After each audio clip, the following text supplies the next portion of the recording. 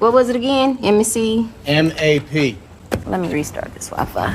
Chief, he's here. Was on active duty during Iraq, but did not himself serve overseas. Never deployed. So no combat experience? None.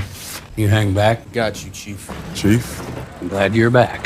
That Wi-Fi up yet? It's coming. Marine Corps Martial Arts Program. What? MCMAP. Combat system combines hand-to-hand, close quarters. We both know you never left the base. Checking up on me. What were you, motor pool? No, put in for infantry, but they found a use for me stateside. Oh. I think he's on the Wikipedia page. One mind, any weapon. Call in any units on patrol. Yep. Chief! You want to honor that deal, or do I got to transition to Put some E? distance between you.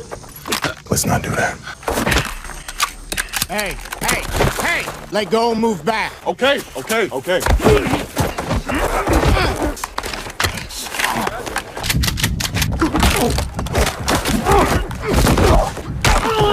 The movie opens with Terry Richmond, a former U.S. Marine trainer, riding his bike while listening to music. Suddenly, a police cruiser pulls up behind him and deliberately knocks him off the road, sending him crashing to the ground. The officer, Evan Marston, steps out with his gun drawn. Moments later, another officer, Steve Lauren, arrives. Marston lies that he had been trailing Terry for over 2 miles, trying to pull him over, and accuses him of fleeing. If you're saying I fled, that's bullshit. I couldn't hear. Still dazed, Terry insists he never heard any sirens. The officers search his bag and discover a package. Terry refuses to let them open it. It's not Chinese food. I didn't say it was. May I look inside? No, you may not. And requests a canine unit. But when they say it will take hours, he reluctantly agrees to let them look inside. They find $36,000 in cash. It's a lot of cash you got on. It's not illegal. Terry explains that the money is legitimate. Most of it comes from cashing out his share in a Chinese restaurant, and the rest is from selling his car. He says $10,000 is meant to bail out his cousin, who's in jail on a weed possession charge, and the rest is to buy a truck and start a small business. Ignoring his explanation, the officers seize the money, calling it suspicious and likely tied to drugs. They tell him he can fight for it in court, but that could take years. Or he could face charges for money laundering conspiracy. Not wanting to escalate things, Terry lets them take the cash and walks away frustrated but free. Determined to bail out his cousin, Terry heads to the courthouse, where he meets Elliot, a court secretary. When Terry hands him only the seizure receipt, Elliot bluntly tells him it's useless. Without the actual money, there's no way to post bail. And to make things worse, all inmates are about to be transferred to a state facility because the local prison is under renovation. Elliot ends his shift and leaves, much to Terry's frustration. Just then, a young clerk and aspiring lawyer named Summer arrives. So you sure they took all your money? I mean, I got what's in my wallet. And then offers to help Terry. At a local diner, Summer explains the grim reality. Under civil asset forfeiture laws, cops can seize money on mere suspicion of drug ties, and it can take a year or more to fight it in court. She warns him that the police captain has allies everywhere and suggests they leave when a cop enters the diner. Before parting, she takes down Terry's cousin's details. Terry explains his cousin can't be transferred to a state facility because, years earlier, he testified against a powerful criminal boss. If he ends up in state prison, he'll be a marked man. Summer urges Terry to find more money fast to post bail before the transfer. Desperate, Terry calls his former business partner at the Chinese restaurant, Mr. Liu, the one he had cashed out his share from, asking for another $10,000. Mr. Liu agrees to send the money by mail, which is the only option in town. With nowhere else to go, Terry spends the night in the woods, staring at the police department's location on his phone, determined to protect his cousin. The next morning, Terry shows up at the police station before the officers arrive. He files a report with Officer Jess, claiming he was robbed by 2 cops, describing them exactly as Evan Marston and Steve Lauren. Just then, Steve walks in. When Jess mentions Terry's complaint, Steve quickly takes over, warning Terry to drop it or face a felony charge for filing a false report. Before things spiral, Police Chief Sandy Burns steps in. He calmly insists that Terry's detention was lawful. You've been treated with more than due respect. Then he delivers a thinly veiled threat. If Terry keeps pushing, he'll be prosecuted for interfering with police duties. He also orders Terry to stop recording their conversation immediately. You are in a secure area, so I'm going to ask you if you'd be so kind as to cut off your recording device and exit my station. Terry produces documents proving the money came from his restaurant investment, hoping to clear his name. Realizing he's at a dead end, he makes a desperate offer. What if I didn't fight it? What if all I wanted was the 10 for bail, you keep $26K and I disappear? I just need him out. We don't have one here, but there's a form that you can sign to disclaim that currency. At Bus Corrections, or are we chartering? Charting it from correction. Comes when? Thursday, we break ground Friday. All right. Yeah, we'll follow up on this. Don't exactly have visiting hours around here, but if you come back here at 9 a.m. on Monday morning, you can see your cousin, and we'll put this to bed. Thank you. Now, off. That night, Terry sleeps outside again, this time in the pouring rain. When Monday comes, he rides back to the station, only to find out he's been played. The bus carrying the inmates has already left. You said I could see him. At 9 a.m. You're 3 minutes late. Furious but determined, Terry cuts through the forest to intercept it. He manages to catch up and shouts to his cousin Mike, promising to post bail soon. Tell me I'll be in and out. I'm serious. I know who you are. I bet I up. Just stay low. All right? And urging him to demand protective custody once he reaches the facility. Mike nods, and the other inmates cheer Terry on as the bus drives away.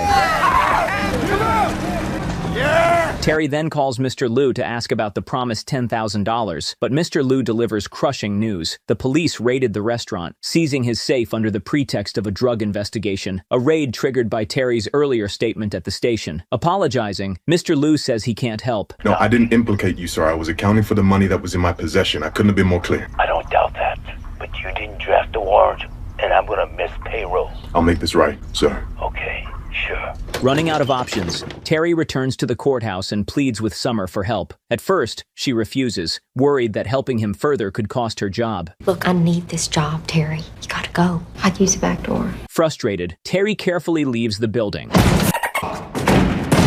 But Summer chases after him with new information. Sorry, it's too many lurkers. Judge walked in on me going over Mike's file. Yeah, thanks. He's fine. She's discovered something off about Mike's case. Misdemeanor charges usually don't keep someone locked up this long, and bail amounts are rarely that high. She explains that there are only two ways to free Mike: a court order or paying the bail. Realistically, bail is their only option. She promises to prepare the paperwork, but Terry has to find the money within 24 hours. Back at the station, Officer Steve goes through Terry's file. It says Terry was an MCMAP instructor in the Marines, but has no deployment or combat history. Chief Sandy breathes a sigh of relief, assuming Terry is harmless, and asks Jess to look up what MCMAP means, but the Wi-Fi is slow. While she's trying to fix it, she spots Terry arriving outside and alerts the chief. Sandy grabs his gun, saying he'll deal with Terry personally. Outside, Terry reminds the chief of their deal. He gets back $10,000 and everything is settled. Sandy scoffs, warning him not to make demands. You do not stand in my station in front of my officers and set terms. Well, I wasn't aware it was a pissing contest. Come on now. He says the only reason Terry isn't locked up yet is because they don't have a working jail. Calmly, Terry tells him he's backed him into a corner, and now he'll have to act differently. Inside, Jess finally pulls up the info. MCMAP stands for Marine Corps Martial Arts Program. They realized Terry was a Marine combat trainer, skilled in hand-to-hand fighting and weapons. Call in any units on patrol. Yep. Steve immediately pulls his gun, warning Sandy to keep his distance, but it's too late. When Sandy tries to draw his weapon, Terry snatches it away and unloads it in seconds. Steve rushes out with his gun raised, but Terry is already holding Sandy as a shield. In a quick move, he disarms Steve with a Kimura lock.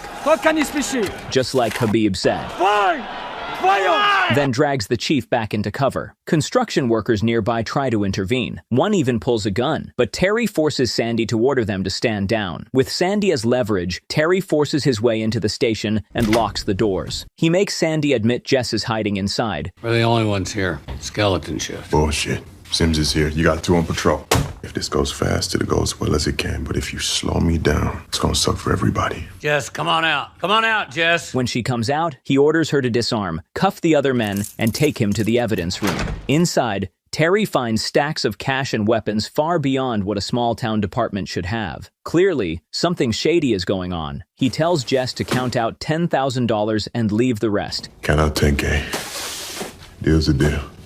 Feel free to round up, though. Reminding them that's all they agreed on. After pocketing the money, he warns her not to play hero and to help him get out without bloodshed. She plays along, pretending to have him cuffed, and reassures the workers outside that everything is under control. Don't get ignorant. This man is a veteran, going through something difficult. We had a misunderstanding, but it's over. They get into a police cruiser and drive away. On the road, they pass Officer Marston. Jess signals that everything is fine, and he doesn't interfere. What's that? What's that mean? Code for I'm okay, you're okay. Once they reach a safe spot, Terry tells Jess to report that he escaped. He hands back her gun after unloading it, retrieves his bike from the cruiser's trunk, and heads straight to the courthouse. By now, the city is crawling with cops searching for Terry. With Summer's help, he posts bail for Mike. Elliot begins counting the cash while Summer rushes the release papers to the judge. Terry waits, eyes fixed on the door, knowing officers could show up any minute. He quietly asks Summer if he'll be sent to the same prison as Mike, hinting at a larger plan. But before she can answer, the police burst in. They order him to the ground. Steve fires a taser, but Terry fights through the shock, rips the taser away, and struggles before being tackled and cuffed. Panicking, Summer records everything on her phone, shouting at them not to hurt him. Later, a paramedic checks Terry and tells Officer Marston he's fine, but instead of taking him to jail, they drive him to meet someone. Chief Sandy joins them in the car. He admits that if he'd known who Terry really was, he might have handled things differently. When you came in today and gave yourself the tour,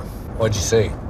Not sure how I'm supposed to answer that. You can be frank. Terry reveals he saw the piles of cash and weapons in their storage room. The chief casually shrugs it off, explaining that their department never got proper funding. That cash is our operating budget for the next 2 quarters, if that. All of it legally seized, all of it going back into the community. So they started selling weapons, first to other departments, then to whoever paid. Over time, it turned into a lucrative underground industry. The car stops at a hospital. Sandy throws Terry's remaining $26,000 on the ground and orders his handcuffs removed. He explains that Mike was attacked and stabbed in prison and is being flown in for emergency treatment. Furious, Terry reminds him he'd warned this would happen.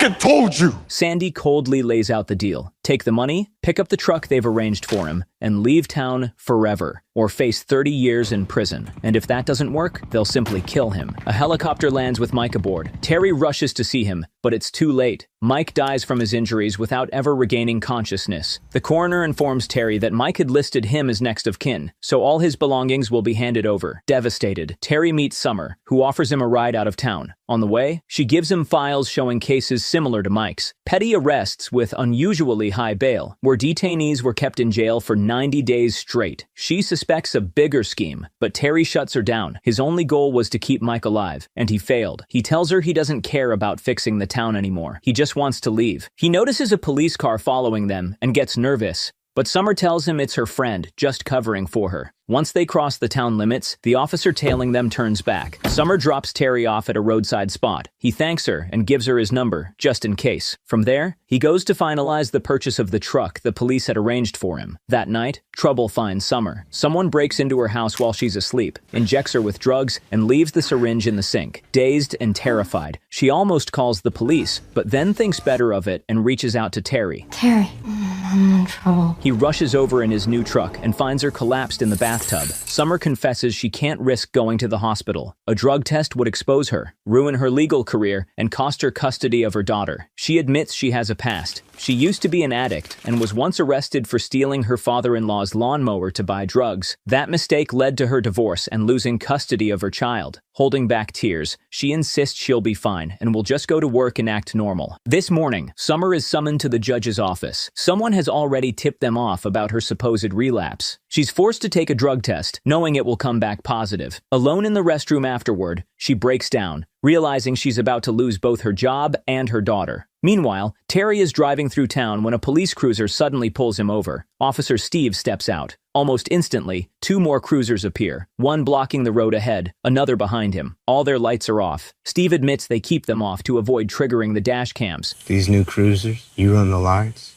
the dash cam starts recording. He demands to know why Terry is still in town after Chief Sandy warned him to leave. Terry explains he's helping a friend in trouble and will be leaving soon. Steve makes it clear they can frame him however they want. Plenty of people saw him storm the police station. Then Steve plants a gun on him.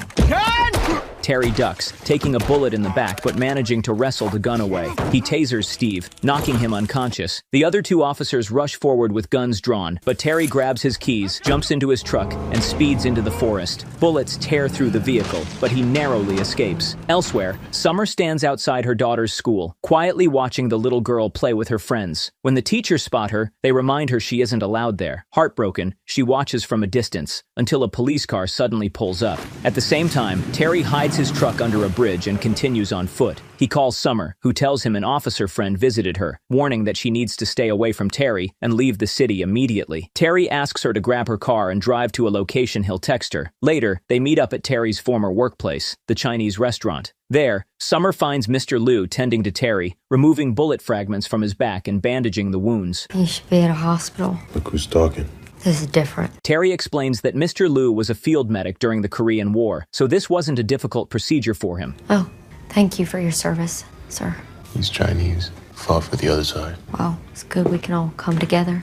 After Mr. Liu and his assistant leave, Terry asks Summer to explain what she uncovered about the cops. He suspects they're hiding something. Otherwise, they would have made a big show of hunting him down, maybe even called in federal reinforcements. Instead, they're keeping things quiet because of what Summer found. She tells him they're manipulating defendants' jail time, hiking up bail amounts, and keeping people locked up for 90 days to exploit the system. The exact motive is still unclear. Terry vows he's done running. He's going to make the police pay for what they did to Mike. Before they leave, he drops some cash for Mr. Liu. Then he and Summer head out together. On the road, Terry asks about Summer's friend in the police department, the one who escorted them out of town. He wonders if the officer could testify, but Summer corrects him. Never said it was a he. He, she, fine. Codename Serpico. Hinting that it might actually be a female officer. Summer explains that testifying isn't an option. Just warning them once already put the officer at huge risk. Later, they track down Elliot, the court secretary, at a children's game night. Meeting him outside, they press for answers. At first, Elliot refuses, afraid that helping them could get him charged with aiding and abetting. But under pressure, he finally talks. He points back 2 years, to a civil case that almost destroyed the police department. Summer connects the dots. The timeline matches the start of the suspicious arrests. Elliot hints that if they really want to understand, they'll need to confront the judge. That same night, they sneak into the judge's home. Terry, wearing a mask, approaches the judge, but the man immediately recognizes him and calls for Summer to step out. Where's Summer?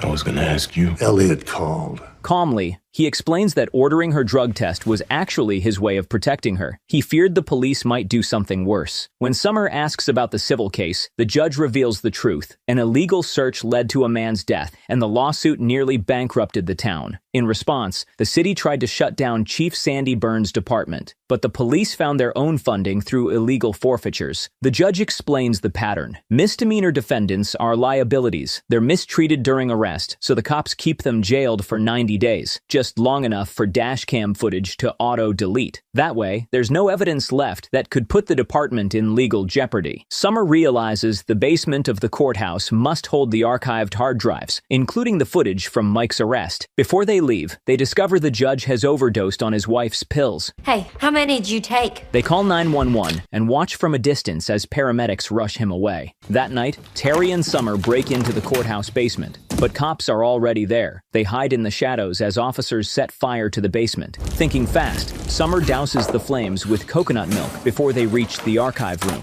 Inside, they find dozens of hard drives. Summer remembers that more than 20 body cam SD cards were collected over the last 2 weeks. One of them must hold footage of Mike's arrest. On their way out, Terry restarts the fire to cover their tracks. But Summer insists on retrieving something else, her urine sample. She sends Terry to wait in the alley. Alone, she sneaks off, only to be caught red-handed by the cops. Terry, waiting in the car, watches helplessly as they drag her away. He tails their convoy until it splits. One cruiser is left behind, while the others drive off with Summer. Terry slams his truck into the lone cruiser, drags the officer out, and handcuffs him. Under interrogation, the officer admits he doesn't know where Summer's being held. Terry then forces him to call his superiors. Grabbing the phone, Terry delivers a clear message. He has the evidence, and if anything happens to Summer, he'll release it all. On the other end of the line, the man agrees to a trade. At dawn, at a place called Rebel Ridge. The next morning, Officer Steve and his men wait at Rebel Ridge with Summer locked inside a car. Hidden snipers and officers set up an ambush, but Terry never shows. Instead, he calls Chief Sandy,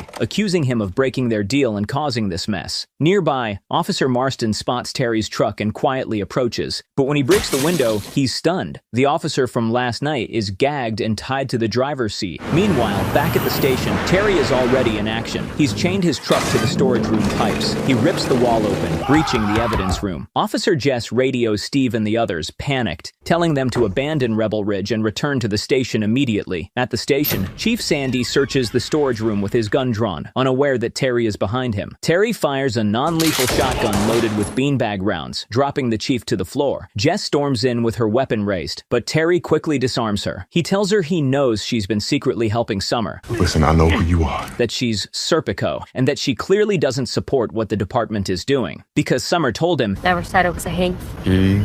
She, fine. And Jess is the only woman in the department. Handing her the SD cards, Terry warns her that the chief is willing to kill for them. Terry straps on a bulletproof vest, grabs weapons, and leaves a gasoline can behind as leverage. He warns the chief that unless he knows Summer is safe, he'll burn the entire building. Cash, weapons, evidence, everything. Soon, the rest of the police force surrounds the station. Jess alerts Terry. To prove he trusts her, he gives her back her loaded gun. But as he prepares to face the officers, Jess suddenly turns her weapon on him. She radios outside, claiming she has Terry in custody. 10-4, hold fire. Nobody dies today. We'll sort this out somewhere safe. And orders him out at gunpoint. Outside, Jess directs the officers to rescue the chief, still tied up in the storage room. Terry drops his weapons bag, and Jess hands the SD cards to Steve. Without hesitation, Steve smashes them under his boot. Then he cruelly reveals Summer in his cruiser, unconscious from an overdose. He lies that she took the drugs on her own and pushes for Terry's execution on the spot. But Officer Marston interrupts, demanding they detain Terry and rush Summer to the hospital. The disagreement escalates. He's in custody and she's on her way to the ER. We wrap this up here now. Let it play out. We're sworn officers. It's a gift. We got her on a legit B&E, ties her directly to the fire. Drives are gone, she goes away, this all goes away. Guns raised between officers. Before anyone fires, Chief Sandy steps outside and shoots Marston in the legs. As Marston collapses, Terry realizes the truth. Marston, not Jess, was Serpico all along. Bravo, Summer. If you'd just told the truth about your friend in the police department instead of that BS Never said it was a he. line, none of this would have happened. Sir, he's bleeding bad. Call medical. Now, hold on. While the cops argue about calling an ambulance, Terry seizes the moment. He grabs Marston and the weapons bag, dragging him behind a cruiser as bullets fly. He throws flashbangs to disorient the officers, then takes them down one by one using martial arts instead of firearms. Finally, he corners Steve, beating him to the ground with brutal punches. Marston tells Terry their only chance: reach a cruiser and activate its dash cam. Listen, you hit those disco lights. When you do, it's gonna activate. Dash cam. Why? So I can record my own death? No. Mine. They got pre-event recording. You hit the lights, camera goes live. It records 3 minutes before you hit the switch. Figure you got about 2 minutes left. Shit, maybe you too. She put a finger right up in it. Terry fights his way to Steve's cruiser, switches on the lights, and the camera immediately records the chief firing at him. On the road back, Marston explains how to give Summer the antidote to counter the overdose. But before they can escape, Steve clings to the cruiser, trying to pull Terry out. To make matters worse, one tire's been blown, slowing them down. Just then, Summer regains consciousness. Seeing Steve hanging on to the window, she shoves him off, freeing them for the moment. You got the chief shoot me on camera, but the recording needs to survive. If you got a bail, the DVR is in the trunk. He's not gonna bail. Oh, they're on us. The police chief and the remaining officers close in, ready to ram them off the road. But at the last second, realizing how far they've gone under their chief's leadership, Jess switches sides. She speeds past Terry's cruiser and slams into the chief's car, sending him crashing off the road. Before the others can continue the chase, Jess radios the entire station, reporting that an officer is wounded and that they'll be escorting Terry and the others to the hospital. The pursuing officers fall in line and escort them to the hospital. With sirens leading the way, Terry finally reaches the hospital. He rushes Summer into the emergency room, then runs back to retrieve the dash cam. Clutching it tightly, he waits anxiously